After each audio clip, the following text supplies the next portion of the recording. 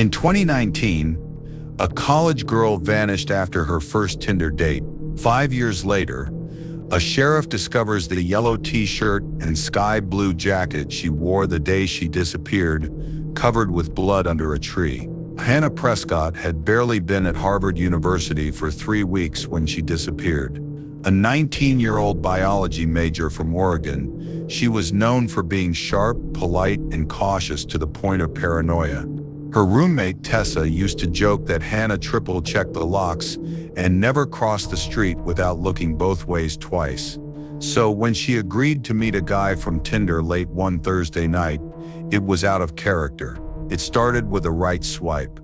The guy had 3 photos, one of him standing next to a motorcycle, one blurry gym selfie, and another of him looking away from the camera on a bridge. No bio, no name other than Jake 24. His face wasn't clear in any of the shots. Tessa had asked Hannah why she even matched with him. "I don't know," Hannah had replied, twirling her long brown ponytail. "He's kind of mysterious, right?" They messaged briefly. He didn't say much, mostly short replies, but he asked to meet. That Thursday night at 9:12 p.m., Hannah told Tessa she was heading out for a quick coffee just off campus. She wore her favorite yellow t-shirt, a faded one with a sunflower print, and a light sky blue zip-up jacket. She grabbed her phone, a crossbody bag, and left. That was the last time anyone saw her. When Tessa woke up the next morning at 8 a.m., Hannah's bed was still neatly made. Her side of the room looked untouched. Her textbooks remained stacked untouched from the night before, and her laptop still hummed softly in sleep mode. Tessa figured maybe Hannah had stayed out late and crashed at someone else's place.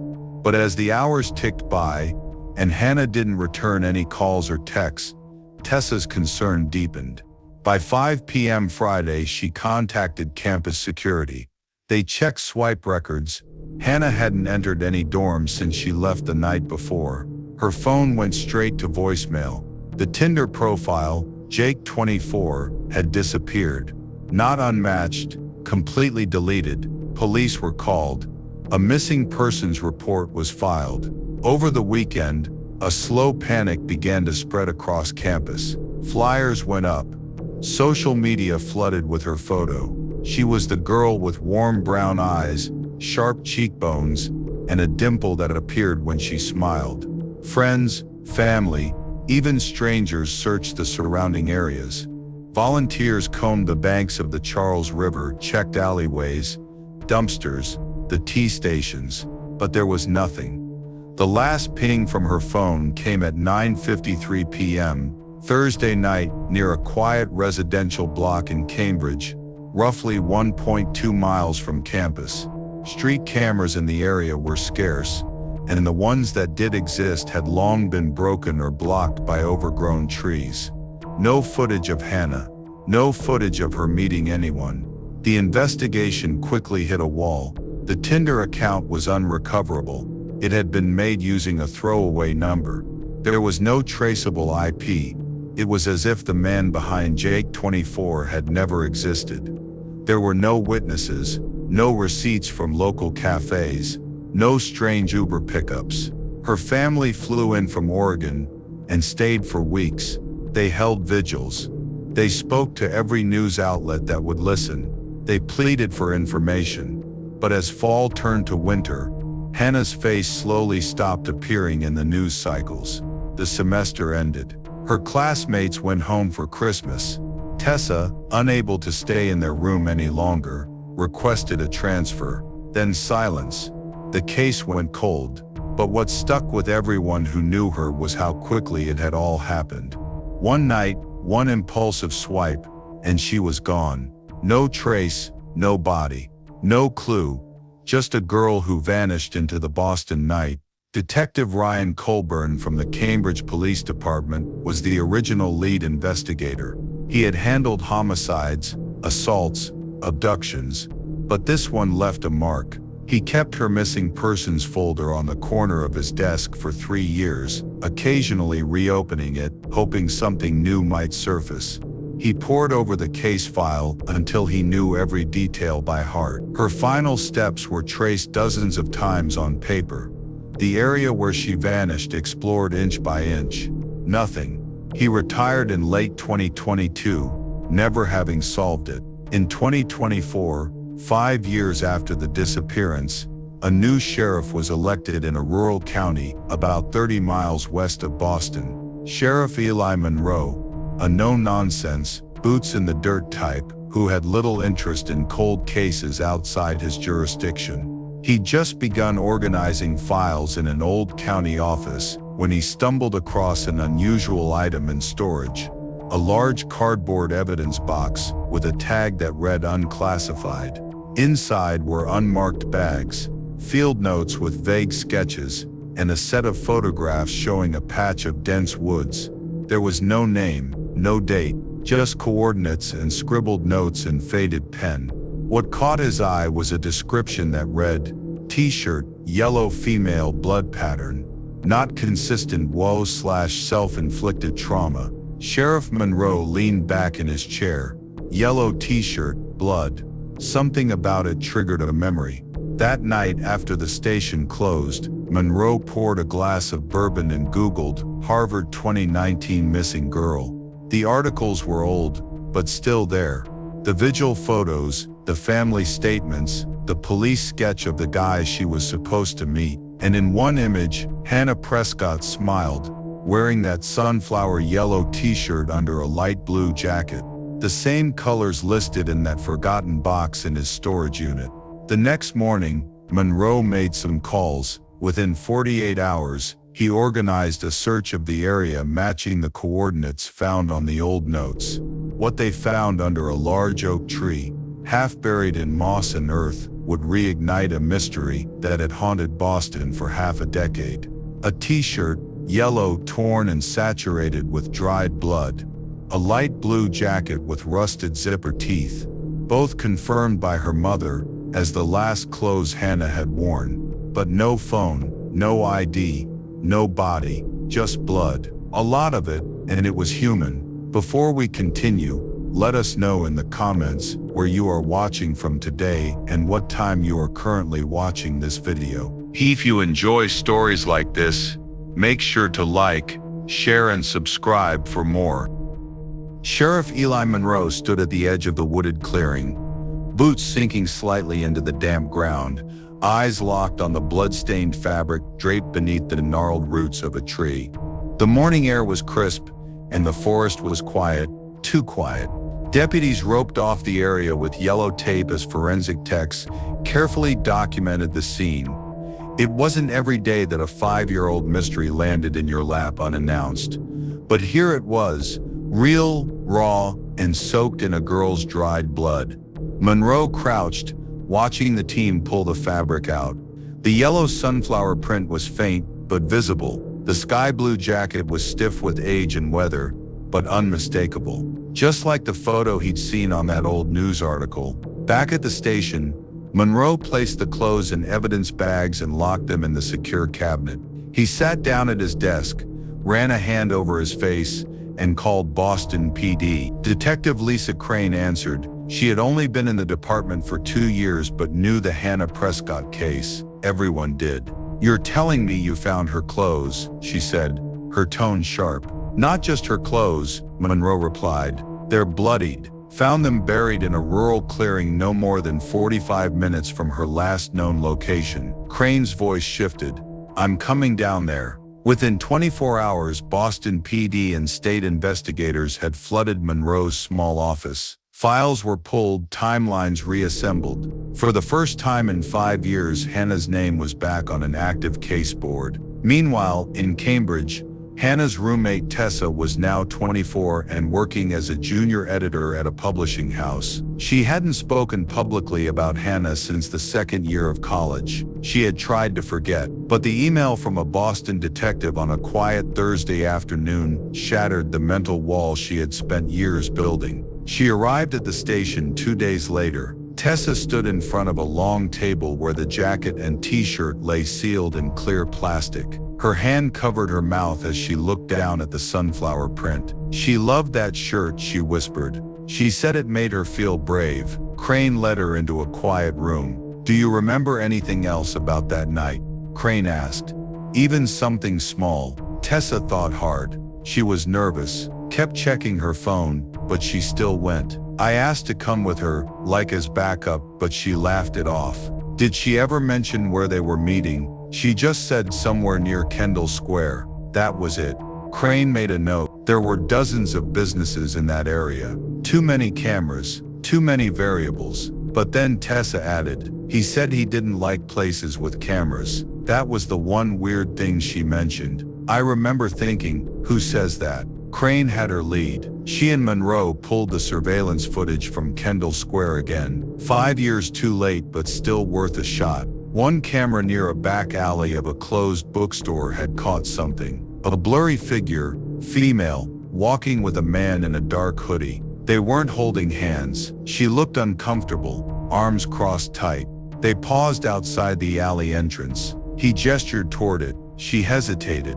He moved in closer. Then both disappeared into the shadows. That's her, Crane said. Monroe nodded. We need to find that alley. They visited the location in person. The alley was narrow, a strip between the bookstore and an old apartment building. A fire escape ladder hung overhead. Trash bins lined the wall, but something caught Monroe's eye. A locked gate, one that led to the rear lot behind the apartment. It wasn't on any public maps, and the rear lot connected to a small road that fed out of the city toward the western counties, straight toward where the clothes had been found. Looks like he had it planned, Monroe muttered. Took her out the back, through the lot, car waiting. Gone in under 5 minutes. Crane called for dogs. The area had been exposed to weather for 5 years, but that didn't stop them from trying. Forensic teams swept the alley and the lot behind it. They found scratches on the inside of the gate's latch. Old, barely visible. Maybe fingernails. Maybe a panic move.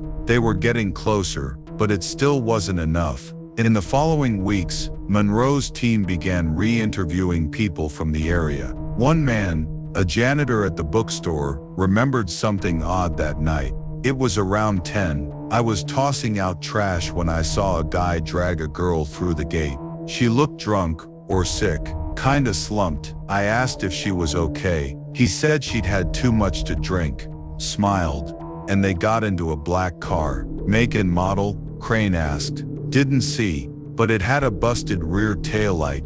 That detail triggered a memory for Monroe. In that old evidence box, he'd seen a sketch. It wasn't filed properly, but it showed a damaged taillight and vague notes. He ran to the archives and pulled it out. Crane looked at it. Whose notes are these? Monroe squinted. That's not one of ours. The handwriting didn't match any officer on file. A small symbol was in the corner of the page, a triangle with a dot inside. It looked familiar. The trail was moving fast now. A check on auto repair shops in the area back in 2019 showed a service request made anonymously for a black Honda Civic rear taillight replacement. Paid in cash. No name, but the mechanic remembered the guy.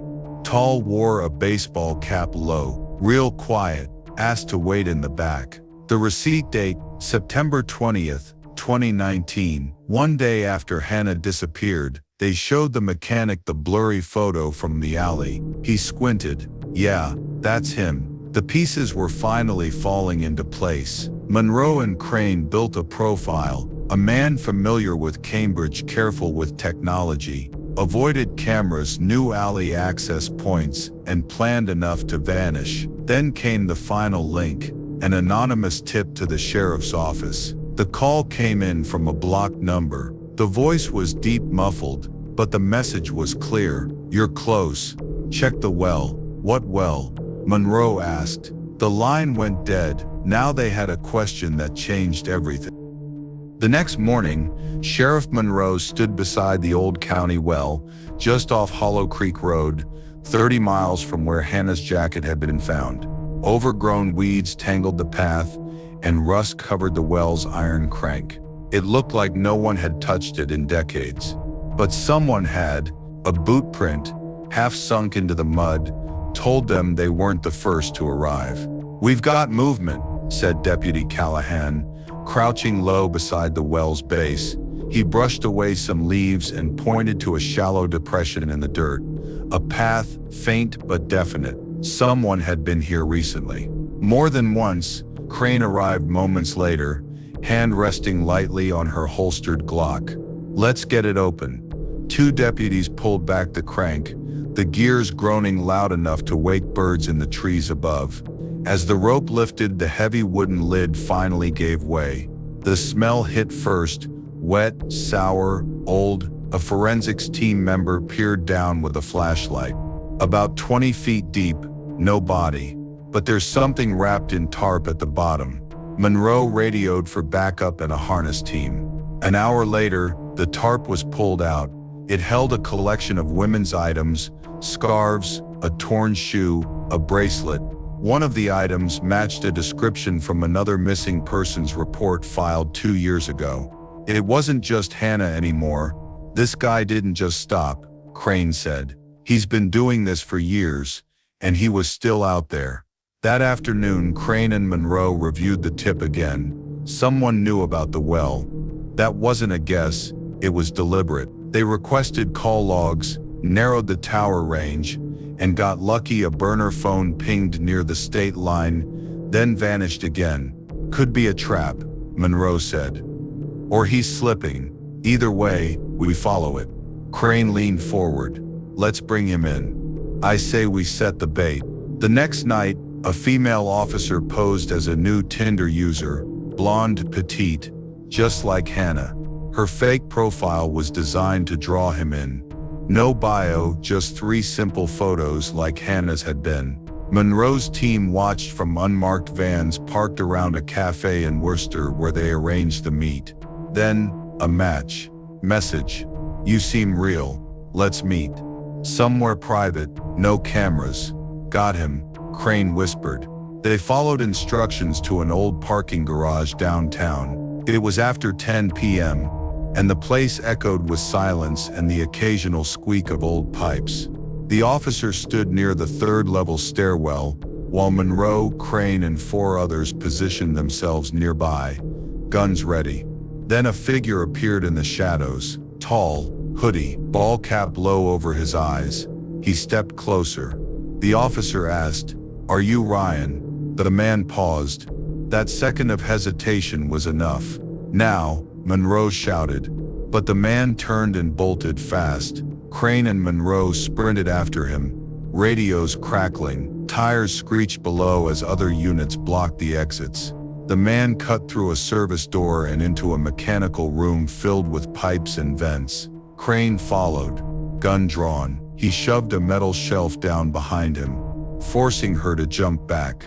Monroe flanked left, kicked open a side door, and found the man sprinting down a stairwell. He raised his weapon. "Freeze!" The man pulled a small pistol from his coat and fired. The shot whizzed past Monroe's ear and hit a wall. He ducked behind the railing and returned fire. One round slammed into the stair wall near the suspect's shoulder, forcing him to retreat further down. Outside, units had blocked every entrance. The man kicked open a fire escape and tried to climb, but Callahan was already on the rooftop with a rifle trained. "Drop it," he barked. The man turned, gun in hand.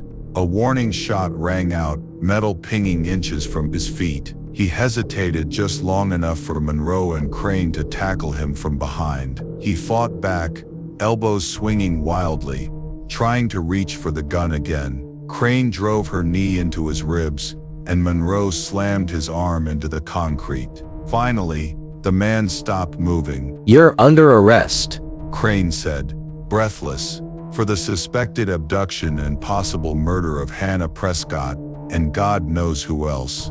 They booked him as a John Doe, no ID, no prints in the system. He refused to speak, not a word, just sat in the interrogation room with a blank stare, lips sealed. Crane watched him through the glass for hours. He was calm, too calm. "We don't even know his real name," Monroe said. No, but we have his face. They ran facial recognition across all federal and state systems. It took 48 hours, but eventually, they had a hit. Gregory Hale, age 36, former delivery driver once employed in the Cambridge area, fired in 2018 for inappropriate behavior toward customers. No criminal record, but he had moved from city to city every few months, always under different names, always in the same regions where girls had gone missing. We've got enough to bury him, Crane said. Monroe frowned. I don't think this guy was working alone. Crane raised an eyebrow. He pointed to a detail from the alley photo 5 years ago. Look at the direction he's facing. He's signaling someone. The way his arm is angled, he's waving to someone across the street. We missed it the first time. Monroe called up the footage from across the street. An ATM camera, long forgotten. The resolution was bad, but one frame showed another man leaning against a wall, tall, light beard, hands in his pockets. That's not Hale, Crane said. That's someone else. They ran his face too. Nothing. The pieces weren't fitting together the way they'd hoped. And then came another call, this time from the well site. As cleanup crews dug deeper into the ground beneath the old well, they found something else. A wooden box. Inside it, Polaroids. Photos of different women, scared, some unconscious, some bound, and one of them, Handa, alive. Eyes wide.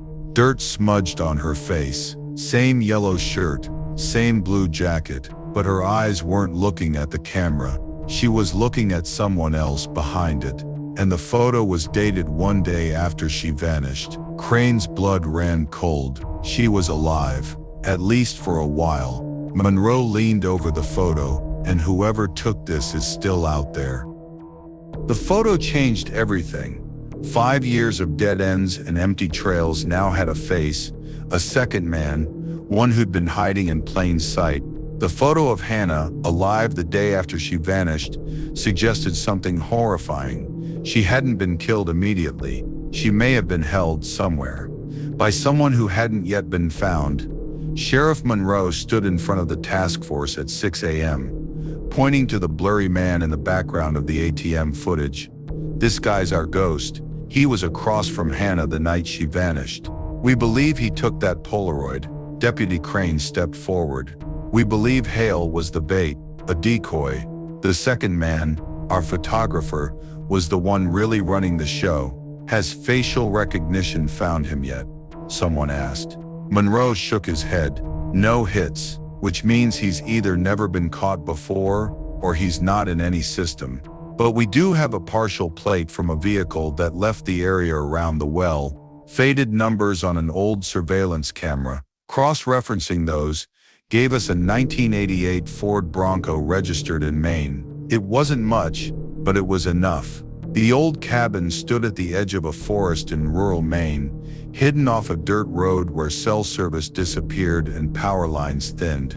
The Ford Bronco was parked under a tarp beside the porch. Its back window had been crudely patched with duct tape. Crane, Monroe, and a small SWAT team moved in at dawn.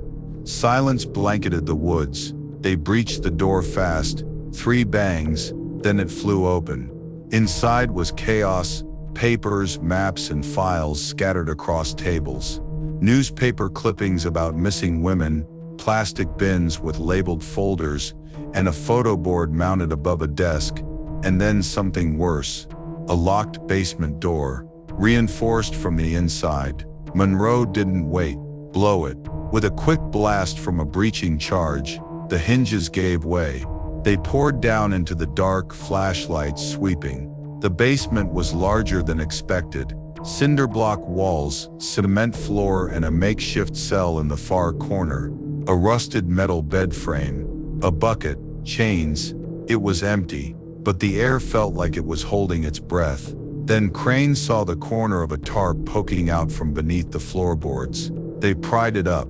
Underneath, a shallow grave. No body, just bones. Small ones. Animal, maybe. But beside them, torn scraps of fabric, yellow cotton, faded blue, Hannah's clothes. The second man had been here. He had lived here, and he was gone. A neighbor's trail camera finally gave them the last clue.